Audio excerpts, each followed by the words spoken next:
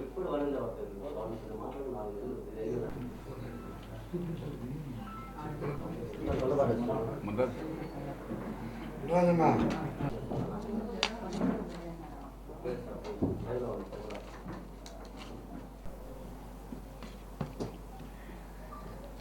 నిన్న జరిగిన జనసేన పార్టీ అధ్యక్షులు గౌరవనీయులు ఉప ముఖ్యమంత్రి వర్యులు శ్రీ కొనిదెల పవన్ కళ్యాణ్ గారు నిన్న వారాహి బహిరంగ సభ తిరుపతి పట్టణంలో జరగడం తెలిసిన విషయమే. ఆ యొక్క కార్యక్రమానికి ఎన్డీఏ కూటమి నాయకులు, అదేవిధంగా జన సైనికులు, వీర మహిళలు, తెలుగుదేశం పార్టీ నాయకులు, బీజేపీ నాయకులు, మీడియా మిత్రులకు అందరూ కూడా రావడం, ఈ చేపట్టిన దీక్ష ముగింపు సందర్భముగా భారీ బహిరంగ సభ జరగడం, అందరికి కూడా స్వాగతాలు తెలియజేసుకుంటూ, వారందరికీ కూడా కృతజ్ఞతలు, ధన్యవాదాలు తెలియజేసుకుంటూ, చాలా తిరుపతి నియోజకవర్గంలో ఎన్డీఏ కూటమి ప్రభుత్వం ఏర్పాటైన తర్వాత మొట్టమొదటిగా ఉప ముఖ్యమంత్రి వారాహి బహిరంగ సభ చేపట్టడం జరిగింది. ఆ ఒక్క సభ విజయవంతమైన చేసిన ప్రతి ఒక్కరికి పేరు పేరున మరొకసారి కృతజ్ఞతలు, ధన్యవాదాలు తెలియజేసుకుంటూ, ఆ ఒక్క సభలో అందరికీ కూడా తెలిసిన విషయమే, ఈ యొక్క వారాహి సభ హిందూ సాంప్రదాయాలకు అనుబంధంగా కొనసాగిన ఈ యొక్క మొట్టమొదటి సభ చాలా విజయవంతంగా సాగింది. ఒక తిరుమల కలియుగ వెంకటేశ్వర స్వామికి నైవేద్యాల్లో ఉపయోగించే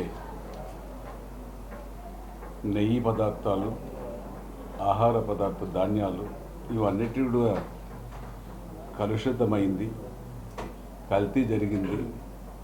ఏడుకొండల వెంకటేశ్వర స్వామి తప్పు జరిగింది, క్షమించు, గత పాలకులు నాయకులు చేసిన తప్పులకు నేను క్షమాపణ కోరుకుంటానని భగవంతునికి ప్రాయశ్చిత్తం చేసి ఒక కార్యక్రమం, ఇటువంటి కార్యక్రమం జరిగినప్పుడు ప్రాయశ్చిత్తం చేయడం, శాంతింపజేయడం చాలా సంతోషం. అంతేకాకుండా సనాతన ధర్మాన్ని పరిరక్షించడం కోసం గౌరవ పవన్ కళ్యాణ్ గారు ప్రాయశ్చిత్త దీక్షను కూడా మొదలుపెట్టి 13 రోజులు పూర్తి చేసుకొని తిరుమల వెంకటేశ్వర స్వామికి మొక్కులతో వచ్చి కాలినడకన తిరుమలకు చేరుకొని స్వామివారి ఆశీస్సులు తీసుకొని మొక్కులు తీర్చుకొని, అదేవిధంగా నేను భగవంతుడా, గత పాలకులు తప్పు చేశారు, క్షమించు అని కోరుకొని తిరిగి వచ్చి తిరుపతిలో ప్రజలకు వివరించడానికి కోసమే ఈ యొక్క ప్రాయశ్చిత్త దీక్షను విరమించుకొని ప్రజలకు తెలియజేయడానికి కోసం సనాతన ధర్మాన్ని దేశం మొత్తం చాటి చెప్పే విధంగా కాశ్మీర్ నుంచి కన్యాకుమారి వరకు చాటి చెప్పి, దీనికి కావాల్సిన ఈ సనాతన ధర్మానికి కావాల్సిన చట్టాలు, నిధులు సమకూర్చి ఈ యొక్క కార్యక్రమాలను కూడా సిస్టమేటిక్గా చేయాలనే ఒక ముఖ్య కారణంతోనే మన నాయకుడు పవన్ కళ్యాణ్ గారు చెప్పడం జరిగింది. పవన్ కళ్యాణ్ గారు ప్రాయశ్చిత్త దీక్షను భక్తితో, అంకుటిత భావంతో, శ్రద్ధలతో లోక కళ్యాణార్థం కోసం 11 రోజులు నిర్విరామంగా పూజలు చేయడం జరిగింది. దానిపైన కూడా తిరుపతిలో గత ఎమ్మెల్యే భూమన కరుణాకర్ రెడ్డి విమర్శించడం కూడా జరిగింది. మీ అందరికీ కూడా తెలిసిన విషయమే. ఒక్కసారి ఎమ్మెల్యే అయ్యాడు, మరలాసారి దొడ్డిదారిన అయ్యారు, మరలాసారి నిలిచాడు. ఆయన నిలిచుంటే ఆయనకు డిపాజిట్ కూడా గల్లంత అయ్యేది. ఆయన కానీ ఎలక్షన్లో మొన్న 2024 ఎలక్షన్లో నిల్చుంటే డిపాజిట్ కూడా గల్లంత అయ్యేది. తెలివిగా తప్పులు చేస్తున్నాము, మనకు డిపాజిట్లు రాదు, మనకు తిరుపతిలో ప్రజలు ఓట్లు వేయరని తెలుసుకొని కొడుకులు పెట్టడం జరిగింది. ఏదో కొంతమంది ప్రోద్బలంతో ఆయన తయారు చేసుకున్న గంజాయి బ్యాచ్ టీడీఆర్ మండలంలో కుంభకోణంలో సంపాదించుకున్న ప్రతి ఒక్కరు కూడా ఆయనకు కొంతమంది అనుకూలంగా చేయడం జరిగింది. అంత తప్ప ప్రజలు భూమన కరుణాకర్ రెడ్డి పట్ల తిరుపతి నియోజకవర్గంలో సుఖంగా లేరు. విశ్వాసంగా ప్రజలు కరుణాకర్ రెడ్డికి పట్టం కట్టడానికి ఎవరు లేరు అనేసి కూడా ఈ సందర్భంగా మొన్న ప్రూవ్ అయింది. నేను ఒకటే చెప్తున్నా, మీ నాయకుడు గత పాలకుల్లో ముఖ్యమంత్రి వైఎస్ జగన్మోహన్ రెడ్డి ఒక అన్య మతస్థుడు, దానికి సంబంధించిన వాళ్ళందరూ మీరు అన్య మతస్థులు. మిమ్మల్ని తిరుమల తిరుపతి దేవస్థానానికి బోర్డు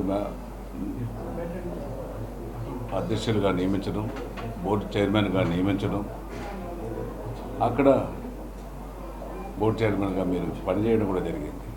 అంతకుముందు 4 సంవత్సరాలు తిరుపతి తిరుమల బోర్డులో ఎక్సెప్షియో మెంబర్గా కూడా మీరు పనిచేయడం జరిగింది. నేను ఒకటే చెప్తున్నాను, నీకు దేవుడంటే భక్తి లేదు. నువ్వు స్వయాన ఏడుకొండల వెంకటేశ్వర స్వామిని నల్లరాయి, ఆ నల్లరాయికి మొక్కులు ఎందుకు మొక్కాలి అని చెప్పిన నాయకుడు కరుణాకర్ రెడ్డి. గుర్తుపెట్టుకో కరుణాకర్ రెడ్డి గారు, వెంకటేశ్వర స్వామి తప్పు చేయడు.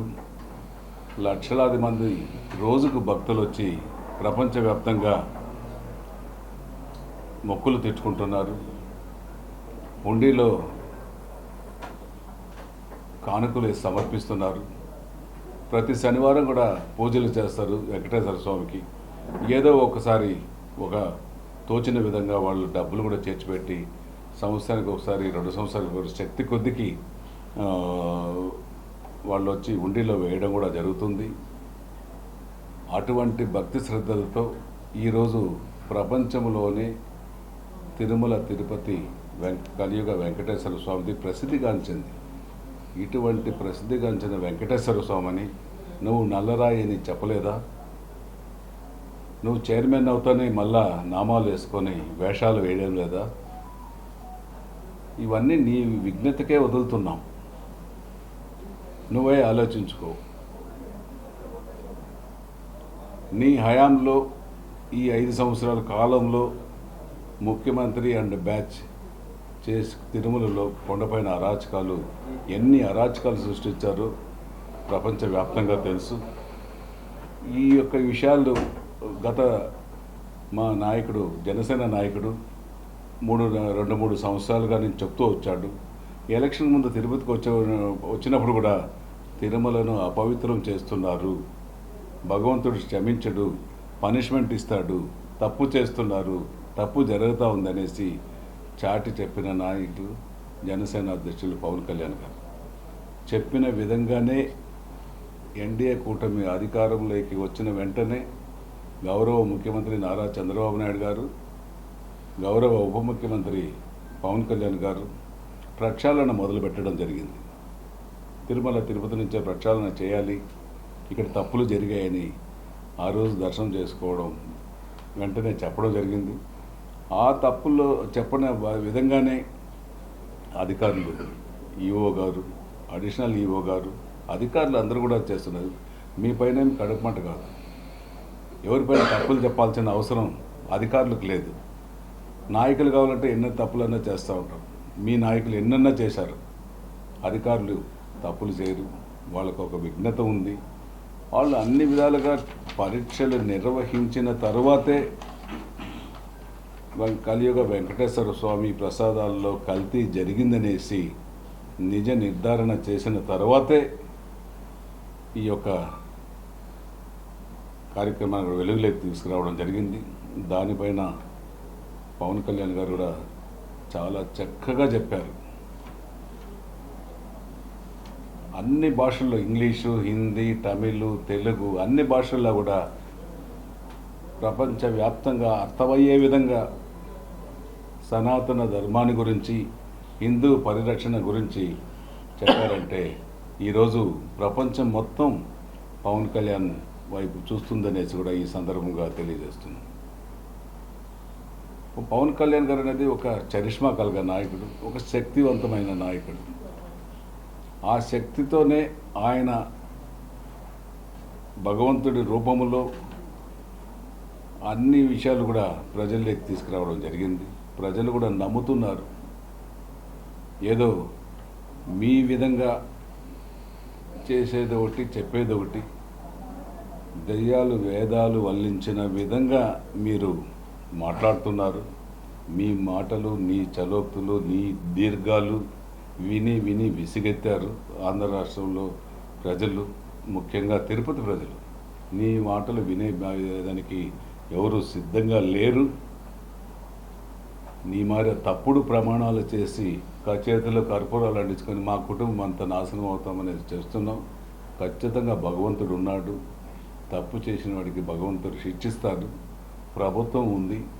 ప్రభుత్వం కూడా ఈరోజు సుప్రీంకోర్టు కూడా నిర్ణయాలు తీసుకుంటా ఉంది. చట్టం దాని పని దాన్ని చేసుకొని ఒక పక్క పోతుంది. భగవంతుడు ఒక పక్క పనిష్మెంట్ ఇస్తాడు. ఖచ్చితంగా నువ్వు తప్పు చేశావు, నీకు శిక్ష తప్పదు. అంతేకాకుండా తిరుపతిలో కూడా గత 5 సంవత్సరాలలో టీడీఆర్ బాండ్లు అయితేనేమి, మాస్టర్ ప్లాన్ రోడ్లు అయితేనేమి,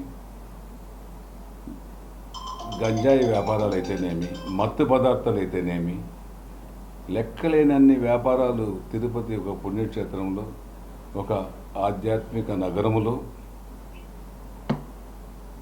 యువతను తప్పుదోవ పట్టించి, ప్రజలను తప్పుదోవ పట్టించి, ప్రజలను ఇబ్బందులకు గురి చేసి రాష్ట్రంలో రాక్షస పాలన, తిరుపతిలో రావణాసురుడి పాలన రెండు కొనసాగాయి. ప్రజలు తీర్పిచ్చారు. ఇంకన్నా బుద్ధి తెచ్చుకో కరుణాకర్, నేను ఒకటే చెప్తాను, ఇంకన్నా బుద్ధి తెచ్చుకో.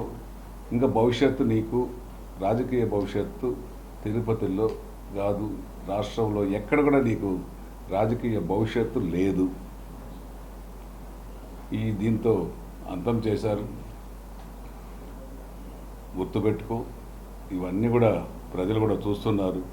ఇంకొకసారి మా పవన్ కళ్యాణ్ గారి కుటుంబ విషయాల్లో కానీ, వాళ్ళు పిల్లలు చదువుకుంటున్నారు, ఎక్కడో చదువుకుంటున్నారు, ఎక్కడో పోతున్నారు. వాళ్ళు వచ్చి దర్శనానికి వస్తే 10 సంవత్సరాలు 14 సంవత్సరాలు ఉంది. నీకు అసలు కుటుంబం విషయాలు నీకు, నీ ముఖ్యమంత్రికి వెన్నతో పట్టిన బుద్ధి.